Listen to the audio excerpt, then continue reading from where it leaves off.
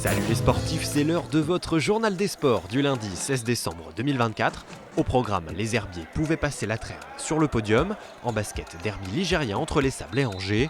En rink hockey, soir de Coupe d'Europe et de revoir à l'Angelmière. Le water-polo lyonnais retrouvait son public et puis première sortie pour les Hussards en football américain.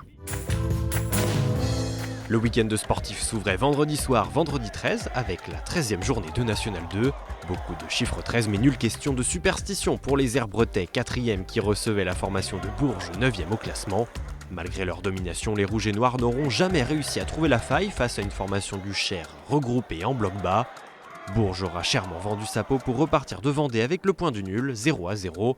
Les Herbiers manquent l'occasion de passer les fêtes sur le podium et terminent donc 2024 à la 5e place de leur groupe.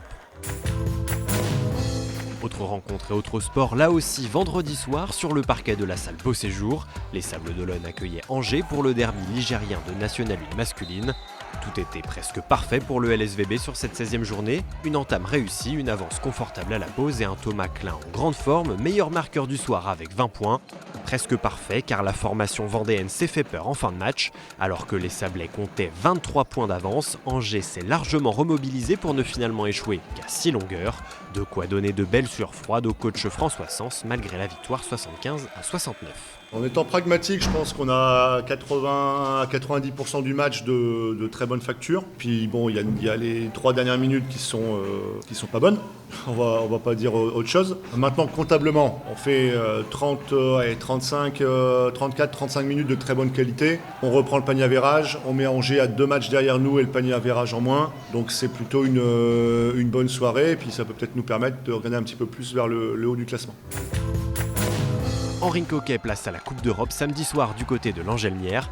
Après le nul 2-2 du match aller, la Vendéenne devait s'imposer face aux Italiens de Val d'Agno pour entrevoir les quarts de finale de la WSE Cup, la plus petite des compétitions européennes. Mission plus qu'accomplie pour les Lyonnais qui ont offert un véritable festival offensif à leur public. Devant 5-1 à la pause, les Rouges et Noirs s'imposent finalement 8-5 face à l'équipe italienne.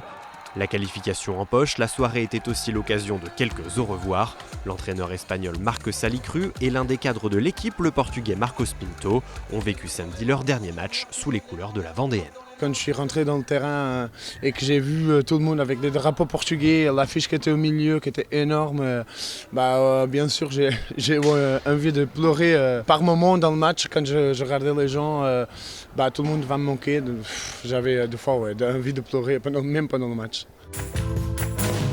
Allez, direction à présent les bassins avec du water-polo et la Roche-sur-Yon natation qui découvre cette saison le championnat de National 3. Samedi soir à la piscine Arago, le water-polo lyonnais accueillait les Marsouins d'Hérouville.